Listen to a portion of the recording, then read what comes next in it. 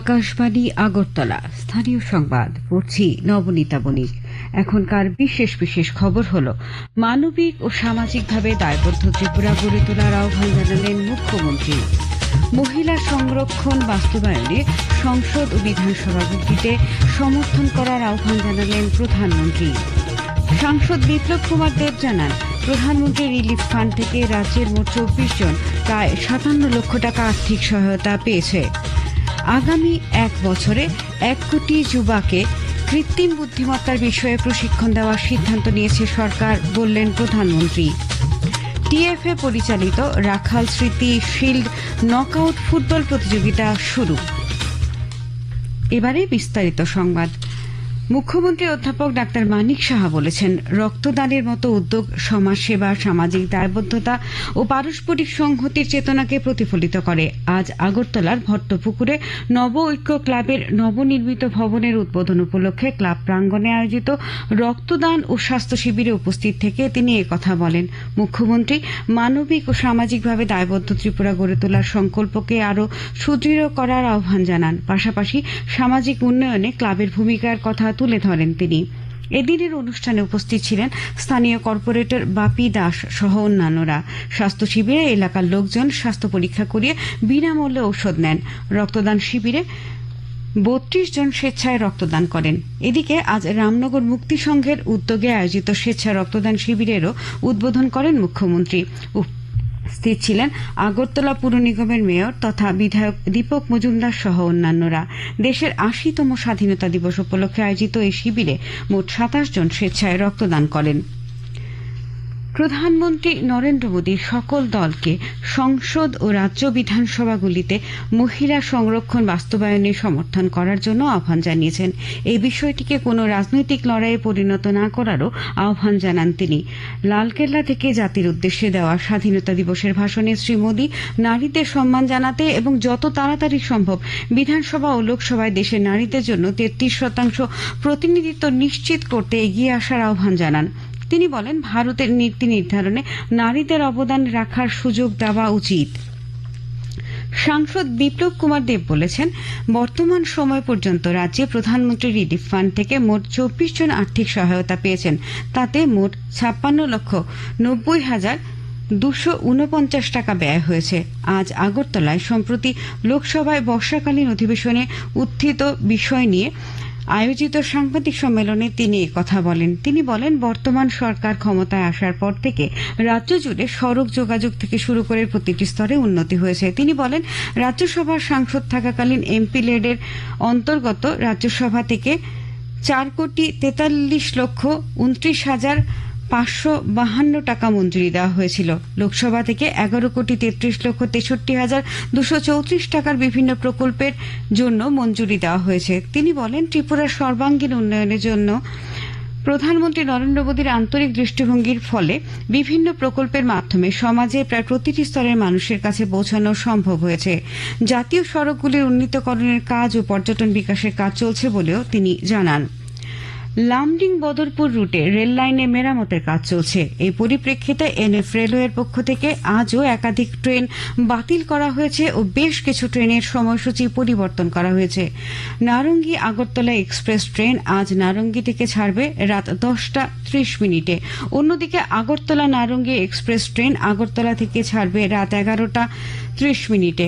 এছাড়া আগরতলা রানী Kamalabati express train Agartala থেকে ছাড়বে আজ রাত 11টায়। এদিকে আগামীকালের আগরতলা আনন্দ বিহার তেজস রাজধানী এক্সপ্রেস ট্রেনটি সময়সূচি পরিবর্তন করে আগামীকাল রাত 11টায় ছাড়বে আগরতলা থেকে।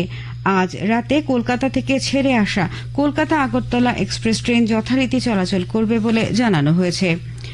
দক্ষতা উন্নয়ন দপ্তরের উদ্যোগে আগামী 18ই আগস্ট কৈলাসহরের সরকারি আইটিআইয়ে চাকুরি মেলা অনুষ্ঠিত হবে। চাকুরি মেলা চলবে সকাল 11টা থেকে বিকেল 4টে পর্যন্ত। এই চাকুরি মেলায় বিভিন্ন বেসরকারি প্রতিষ্ঠানে একাধিক শূন্যপদের জন্য লোক নিয়োগ করা হবে।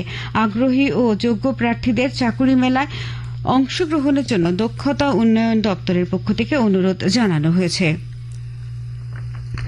রাজ্য পুলিশের মুখ্য জনসংযোগ আধিকারিক রাজদীপ দেব আজ জানান ৮০তম স্বাধীনতা দিবস উপলক্ষে এক ভারত শ্রেষ্ঠ ভারত উদ্যোগের অধীনে রাজ্যগুলির মধ্যে প্যারেড কন্টিনজেন্ট বিনিময় কর্মসূচিতে উল্লেখযোগ্য সাফল্য অর্জন করেছে ত্রিপুরা পুলিশ। অসমের গুয়াহাটির খানাপাড়ায় আয়োজিত প্যারেড প্রদর্শনীতে ১৫ নম্বর ব্যাটালিয়নের টিএসআর এর প্যারেড দল প্রথম স্থান অধিকার করেছে। তিনি বলেন, শৃঙ্খলা, নিখুঁত কুচকাওয়াজ এবং দলগত সমন্বয়ের অসাধারণ প্রদর্শনের জন্য এই সাফল্য অর্জন করেছে টিএসআর এর দলটি। এই খবর শুনছেন আকাশবাণী আগরতলা কেন্দ্র থেকে। আকাশবাণী সংবাদের আপডেট পেতে লগ ইন করুন www.newsonair.com এবং নিউজ অন এআইআর অ্যাপে। ফলো করুন সোশ্যাল মিডিয়ায় ফেসবুক ও এক্স হ্যান্ডেলে অল ইন্ডিয়া রেডিও নিউজ এবং ইনস্টাগ্রাম পেজে এআইআর নিউজ অ্যালার্টস। দেখুন official YouTube channel news on AIR. এছাড়াও আকাশবাণী আগরতলার সংবাদ আপডেট পেতে দেখুন এক্স হ্যান্ডেলে আকাশবাণী নিউজ আগরতলা, ফেসবুকে এআইআর নিউজ আগরতলা এবং ইউটিউবে আকাশবাণী নিউজ আগরতলা। প্রধানমন্ত্রী নরেন্দ্র মোদী বলেছেন, সরকার সিদ্ধান্ত নিয়েছে আগামী ১ বছরে ১ কোটি যুবাকে কৃত্রিম বুদ্ধিমত্তা এআই বিষয়ে প্রশিক্ষণ দেওয়া হবে।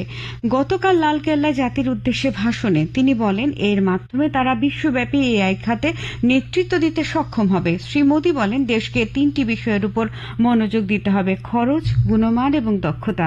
প্রধানমন্ত্রী আরও বলেন, ৫ থেকে ১৫ বছর বয়সী শিশুদের মধ্যে প্রতিভা খুঁজে বের করার জন্য গ্রাম, শহর এবং স্কুল জুড়ে একটি প্রতিভা অন্বেষণ অভিযান শুরু করা হবে। শিশুদের প্রতিভা চিহ্নিত করা হবে এবং দেশের জন্য ভালো খেলোয়াড় হয়ে উঠতে সাহায্য করার জন্য তাদের বিশেষ প্রশিক্ষণ দেওয়া হবে।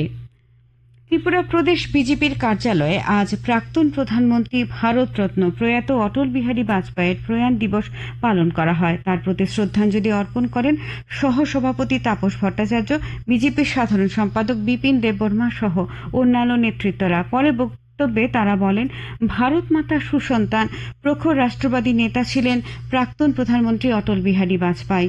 মূল্য এবং আদর্শের উপর নির্ভর করে তিনি প্রথম ভারতবর্ষের বিকাশ ও সুশাসনের যুগের সূচনা করেছিলেন। প্রাক্তন প্রধানমন্ত্রী ভারতরত্ন অটল বিহারী বাজপেয়ীর প্রয়াণ দিবস উপলক্ষে আজ বিজেপির কৃষ্ণপুর মণ্ডল কার্যালয়ে প্রয়াত রাষ্ট্রনায়কের প্রতিকৃতিতে শ্রদ্ধা জানান জনজাতি কল্যাণ মন্ত্রী বিকাশ দেববর্মা। তিনি বলেন, রাষ্ট্র নির্মাণে তার অসামান্য অবদান এবং দেশের উন্নয়নে তার সমস্ত সফল প্রয়াস চিরস্মরণীয় হয়ে থাকবে। শিবনগর মডার্ন ক্লাব ও আমরা তরুণ দলের প্রতিষ্ঠা দিবস উপলক্ষে আজ রক্তদান শিবির ও বসে আঁকো প্রতিযোগিতা, সাঁতার প্রতিযোগিতা সহ নানা কর্মসূচি অনুষ্ঠিত হয়। অনুষ্ঠানে উপস্থিত ছিলেন রাজ্যসভার সাংসদ রাজীব ভট্টাচার্য, সাংবাদিক সানিদ দেবরায়, আগরতলা প্রেস ক্লাবের সভাপতি প্রণব সরকার প্রমুখ। সাংসদ রাজীব ভট্টাচার্য সহ অন্যান্য অতিথিরা প্রতিষ্ঠা দিবসে তাৎপর্য তুলে ধরার পাশাপাশি আগামী দিনেও সমাজসেবামূলক বিভিন্ন কর্মকাণ্ডে ক্লাবের ভূমিকা আরও জোরদার করার আহ্বান জানান।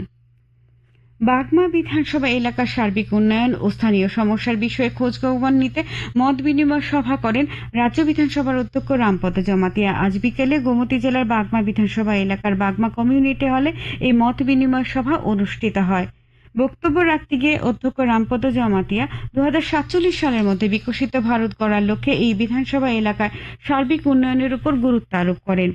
স্বচ্ছ ও পরিচ্ছন্ন নিয়োগ নীতির মাধ্যমে সরকারি চাকুরিতে নিয়োগ করা হচ্ছে। আজ উদয়পুরে জনতার দরবার কর্মসূচিতে অংশ নিয়ে অর্থমন্ত্রী প্রণজিৎ সিংহ রায় একথা বলেন। জনতার দরবারে উপস্থিত সাধারণ মানুষকে তাদের সমস্যা দ্রুত সমাধানে আশ্বাস দিয়ে অর্থমন্ত্রী বলেন, সরকারের মূল লক্ষ্য হল মানুষের দোরগোড়ায় সরকারি পরিষেবা ও উন্নয়নের সুফল পৌঁছে দেওয়া।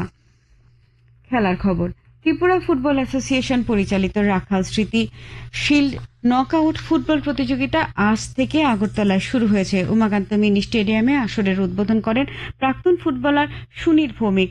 অনুষ্ঠানে উপস্থিত ছিলেন পর্যটন মন্ত্রী সুশান্ত চৌধুরী, টিএফএ সভাপতি প্রণব সরকার প্রমুখ।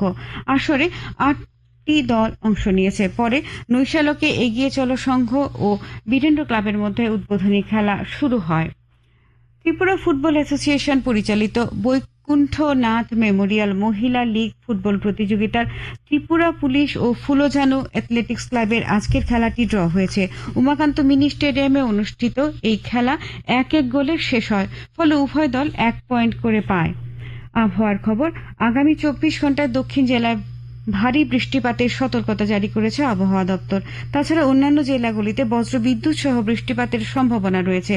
আগামীকাল আগরতলায় দিনের সর্বোচ্চ তাপমাত্রা 35 ডিগ্রি সেলসিয়াস এবং সর্বনিম্ন 26 ডিগ্রি সেলসিয়াসের কাছাকাছি থাকতে পারে। আজ দিনের সর্বোচ্চ তাপমাত্রা ছিল 33.2 ডিগ্রি সেলসিয়াস এবং সর্বনিম্ন 25.6 ডিগ্রি সেলসিয়াস। বিকেল 5:30 পর্যন্ত বৃষ্টি হয়েছে 0.2 মিলিমিটার। শেষ করার আগে বিশেষ খবর আরেকবার। মানবিক ও সামাজিকভাবে দায়বদ্ধ ত্রিপুরা গড়ে তোলার আহ্বান জানালেন মুখ্যমন্ত্রী। মহিলা সংরক্ষণ বাস্তবায়নে সংসদ ও বিধানসভাগুলিতে সমর্থন করার আহ্বান জানালেন প্রধানমন্ত্রী। সাংসদ বিপ্লব কুমার দেব জানান, প্রধানমন্ত্রী রিলিফ ফান্ড থেকে রাজ্যের মোট 24 জন প্রায় 57 লক্ষ টাকা আর্থিক সহায়তা পেয়েছে। আগামী 1 বছরে 1 কোটি যুবাকে কৃত্রিম বুদ্ধিমত্তার বিষয়ে প্রশিক্ষণ দেওয়ার সিদ্ধান্ত নিয়েছে সরকার, বললেন প্রধানমন্ত্রী। টিএফএ পরিচালিত রাখাল স্মৃতি শিল্ড নকআউট ফুটবল প্রতিযোগিতা শুরু।